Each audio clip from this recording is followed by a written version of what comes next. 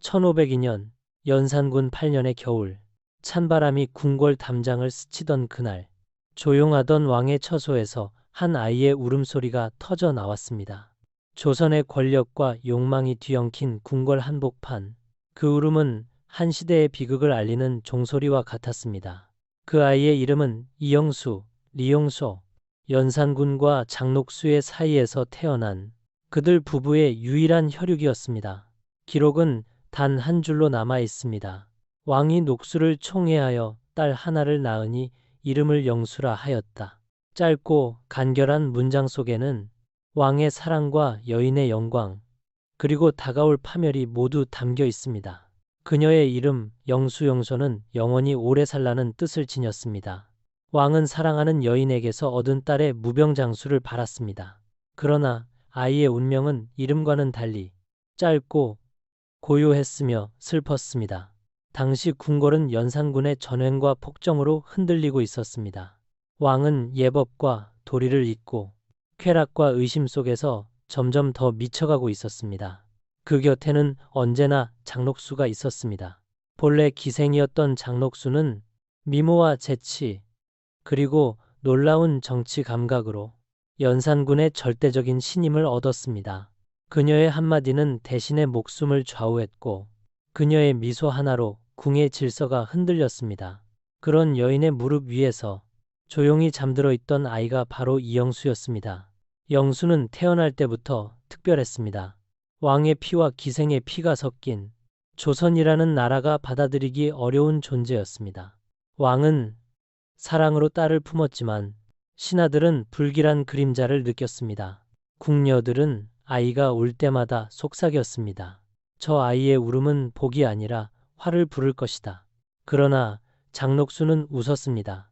내 아이는 연산의 딸이다. 하늘도 감히 해하지 못할 것이다. 그녀는 궁중의 누구보다 자신만만했습니다.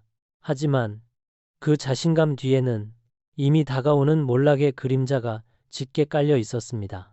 왕은 녹수와의 사랑에 빠져 나라를 잊었고 녹수는 그 사랑에 취해 현실을 보지 못했습니다. 그리고 그 사이 어린 영수는 궁궐의 찬 공기 속에서 홀로 자라나고 있었습니다. 기록에 따르면 연산군은 딸의 울음소리에 마음이 약해져 종종 정사를 멈추고 그녀를 품에 안았다고 합니다. 그 짧은 순간만큼은 폭군이 아니라 한 명의 아버지였을지도 모릅니다.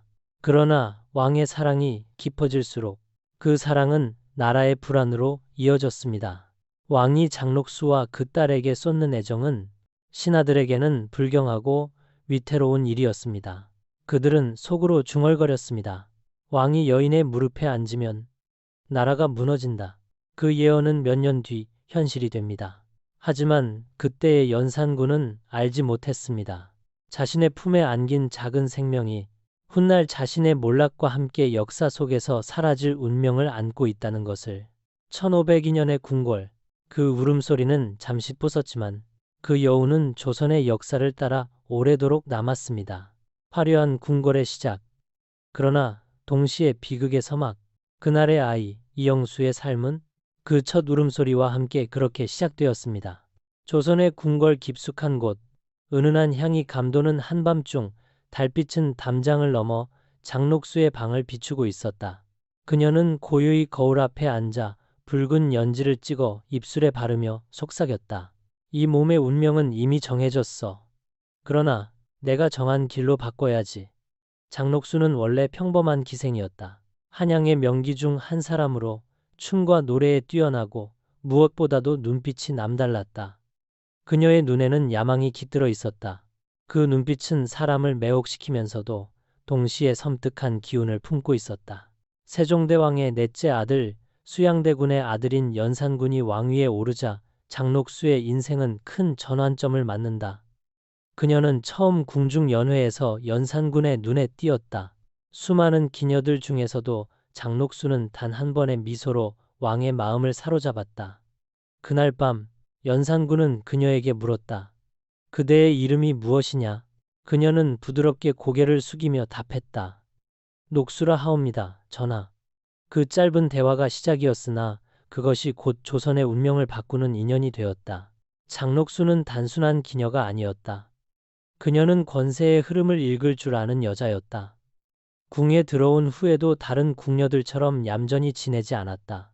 왕의 기분을 살피고 때로는 노래로, 때로는 눈물로 마음을 움직였다. 그리고 무엇보다 그녀는 연산군의 내면을 정확히 이해하고 있었다. 왕은 어머니 패비 윤 씨의 죽음 이후 마음의 상처를 안고 살았다.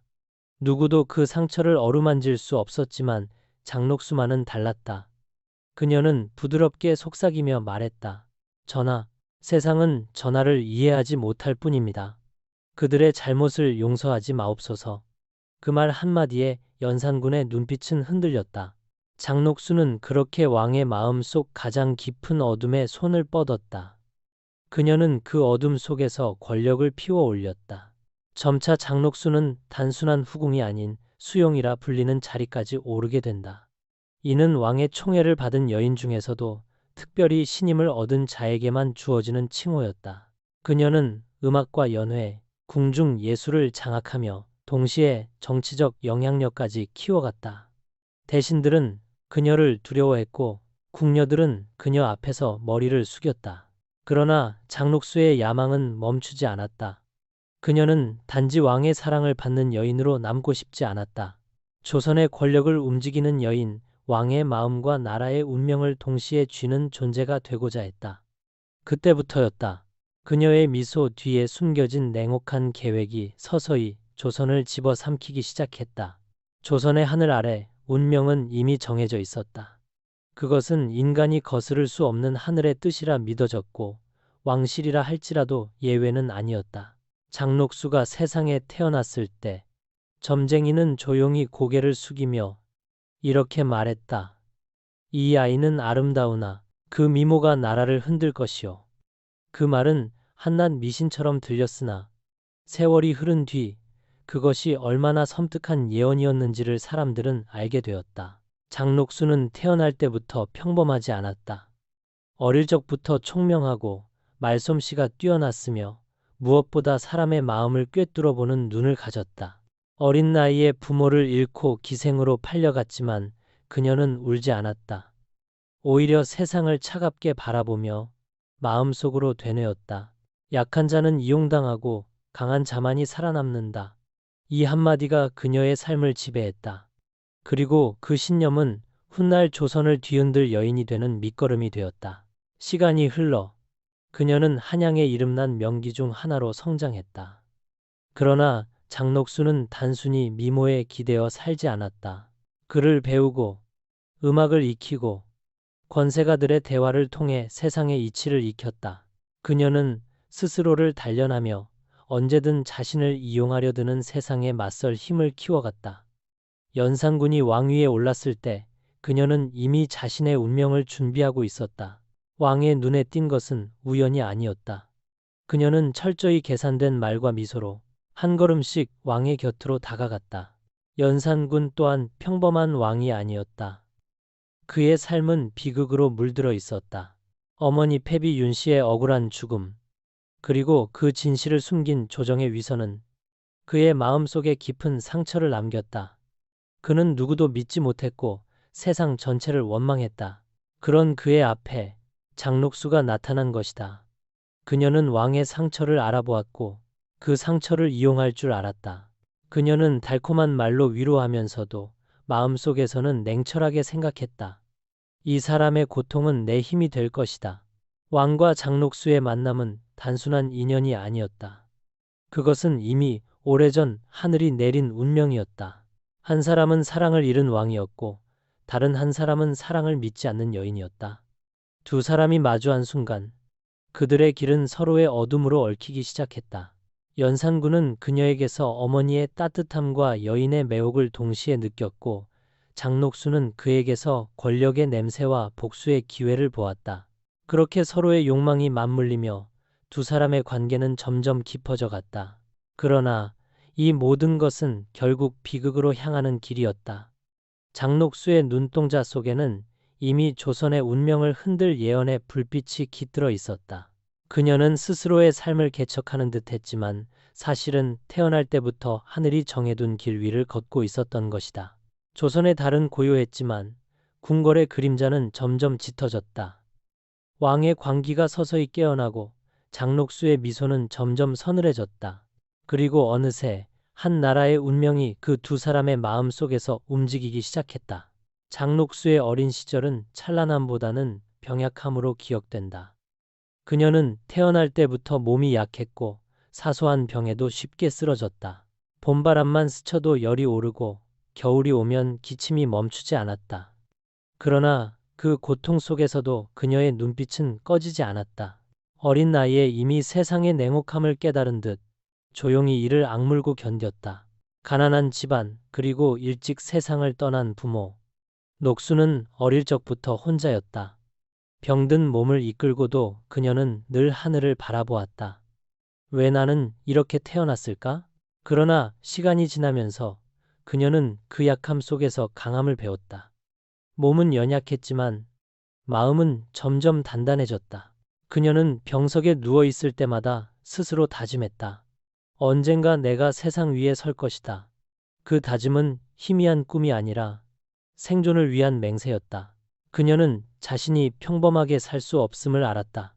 그렇기에 더 치열하게, 더 냉정하게 자신을 다듬어야 했다.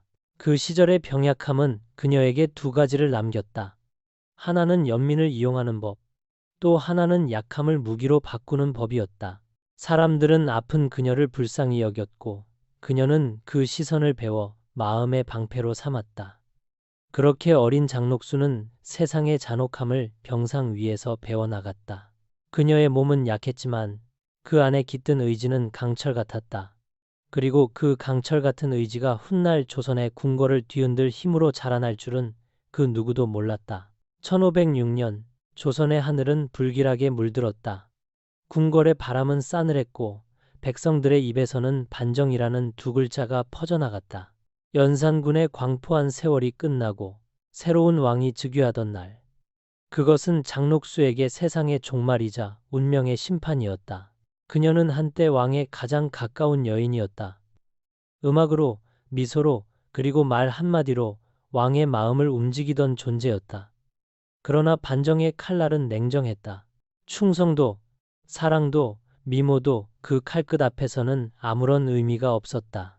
새벽녘, 궁궐 문이 무너지고 병사들의 함성이 울려 퍼질 때 장녹수는 모든 것이 끝났음을 알았다. 왕은 도망쳤고 그녀는 홀로 남았다. 그녀가 지배하던 세상은 한순간에 무너져 내렸다. 궁중의 금빛 장식들은 먼지로 변했고 그녀의 이름은 반역자의 여인으로 기록되었다. 하지만 그 순간에도 그녀는 울지 않았다.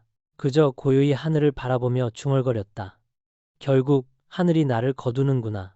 중종 반정은 단순한 정권 교체가 아니었다. 그것은 한 시대의 끝, 욕망과 광기의 몰락이었다. 장녹수의 삶은 그렇게 마감되어 갔지만 그녀의 이름은 사라지지 않았다. 사람들은 그녀를 욕했지만 동시에 두려워했다. 미모와 지혜로 왕을 움직였던 여인, 그리고 한순간에 나라를 뒤흔든 여인. 그날 이후 조선의 궁궐은 다시 평온을 되찾았지만 그 평온 속에는 여전히 장녹수의 그림자가 드리워져 있었다. 마치 역사가 잊지 못한 한 여인의 숨결처럼 그녀의 이야기는 세월을 넘어 지금까지도 조용히 살아 숨쉬고 있다. 장녹수가 차명을 당하던 그날 궁궐의 공기는 피비린내로 짙게 물들었다. 반정의 함성이 초는 자리에는 정적만이 남았고 세상은 더 이상 연산군의 것이 아니었다. 그러나 그 혼란의 한가운데 단 한 명의 어린 생명이 조용히 숨을 쉬고 있었다. 장녹수의 딸, 5살의 영수였다. 그녀는 왕의 피를 이은 아이였지만 동시에 반역자의 혈육이기도 했다. 누구도 그녀의 운명을 장담할 수 없었다. 그러나 신기하게도 영수는 죽음을 면했다. 세상은 잔혹했으나 그녀의 존재는 위협으로 여겨지지 않았다. 어린 여자아이, 아직 세상을 알지 못하는 한 조각, 생명 그 이유만으로 그녀는 칼끝에서 비껴갔다. 조선의 조정은 정치의 냉혹함 속에서도 때로는 형식적인 자비를 보였다. 여자아이에게는 권력이 없었고 복수의 대상이 될 힘도 없었다.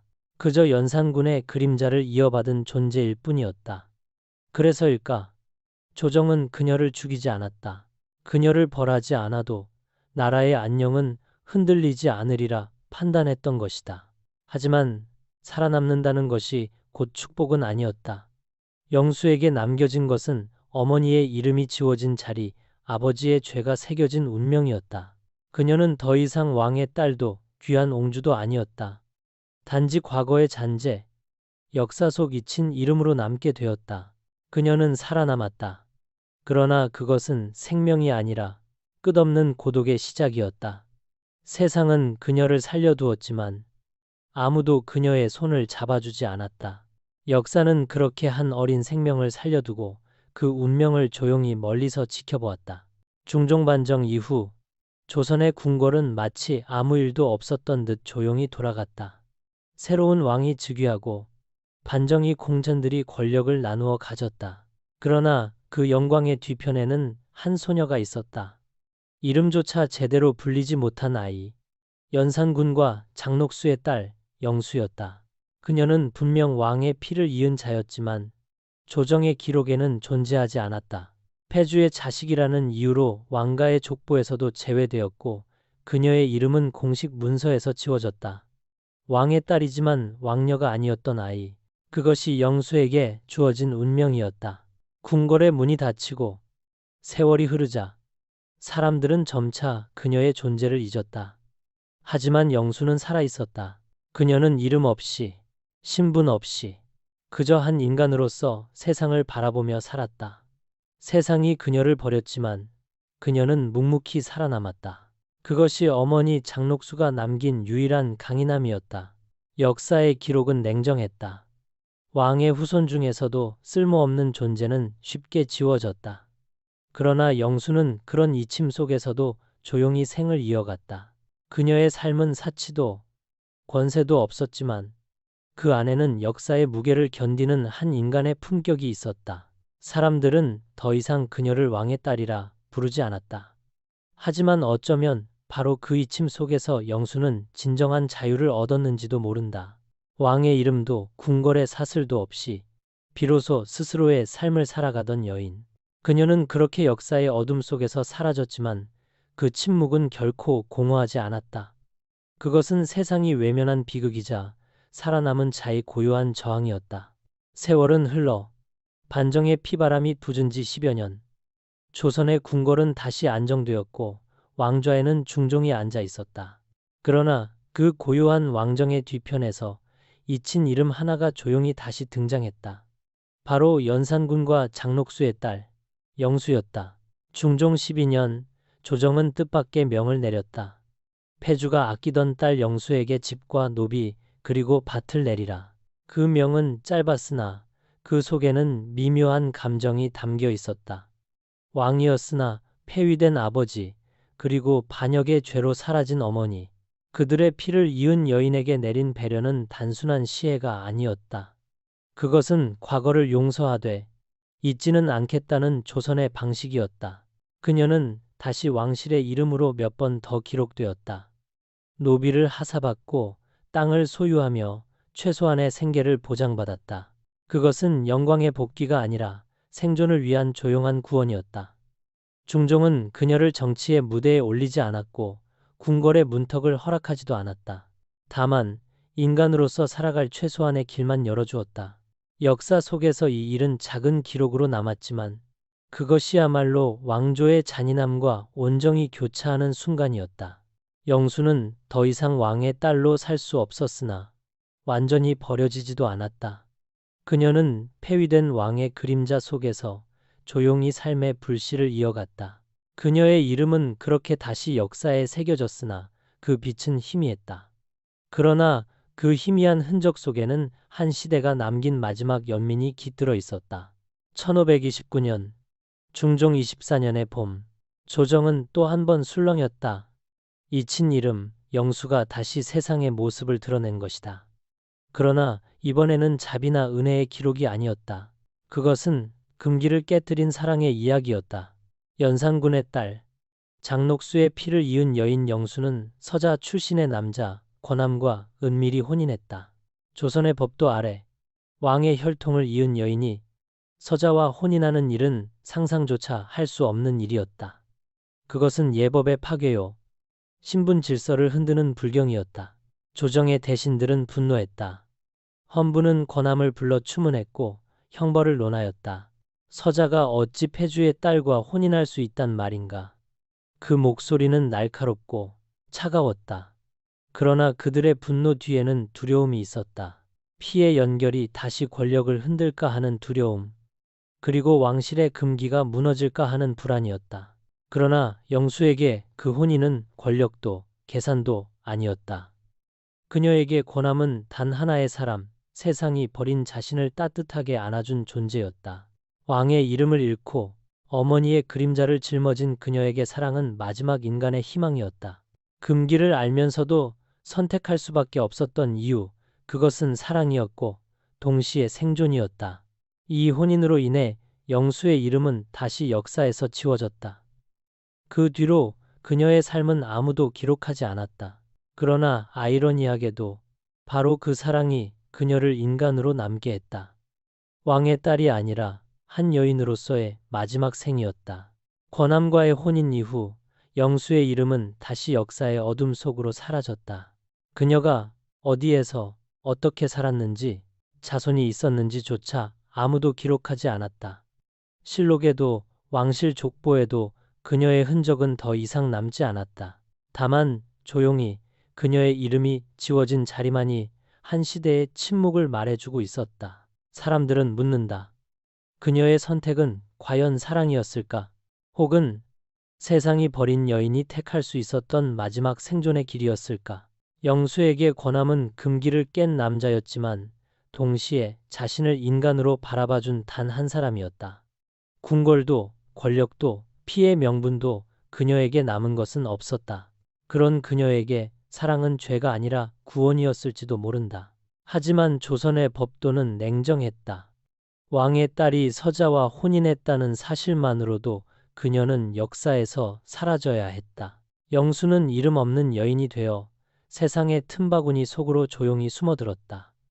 그러나 그 침묵의 이면에는 한 여인의 결연한 의지가 있었다. 그녀는 선택했다. 왕의 혈통으로 남는 길이 아니라 인간으로 살아가는 길을. 그 길 끝에서 그녀는 비로소 자유로웠을까? 아니면 더 깊은 고독 속으로 떨어졌을까? 아무도 알 수 없다. 하지만 분명한 것은 영수의 삶이 한 시대의 비극을 가장 인간적인 방식으로 증명했다는 것이다. 화려했던 궁궐의 불빛이 꺼진 자리에서 조용히 빛나던 한 여인의 이름, 영수. 그녀의 선택은 역사에 기록되지 않았지만 그 침묵 속에 진실은 여전히 숨쉬고 있다. 시간은 무심히 흘러갔다.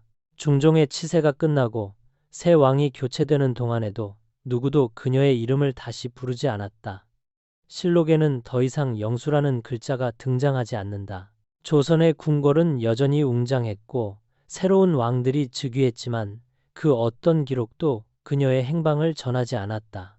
선언록에도 족보에도 왕실의 문서 어디에도 그녀는 존재하지 않았다. 마치 처음부터 세상에 없었던 사람처럼 모든 흔적이 지워졌다. 그것은 단순한 망각이 아니었다. 패주의 피를 이은 자로서 역사는 그녀를 기억하지 않음으로써 죄를 씻고자 했다. 그러나 역사의 침묵은 때로 가장 큰 증언이 된다. 사람들은 알지 못했지만 영수는 분명 살아 있었다. 조정이 내린 노비와 전지, 하사된 집이 있었기에 그녀는 어딘가에서 소박하게 숨쉬고 있었을 것이다. 하지만 그녀의 삶은 그저 이름 없는 여인의 삶으로 흘러갔다. 그녀가 세상을 떠난 날, 장례를 치른 사람조차 기록되지 않았다. 그 어떤 비문도 묘비도 남지 않았다. 다만 한 시대의 그림자처럼 그녀의 존재는 조용히 사라졌다. 그러나 그 침묵 속에서 우리는 묻는다. 정말로 그녀는 사라졌는가? 아니, 그녀의 이름은 사라졌지만 그녀의 이야기는 여전히 남아있다. 그것은 권력의 비극 속에서도 끝내 인간으로 살고자 했던 한 여인의 흔적이었다.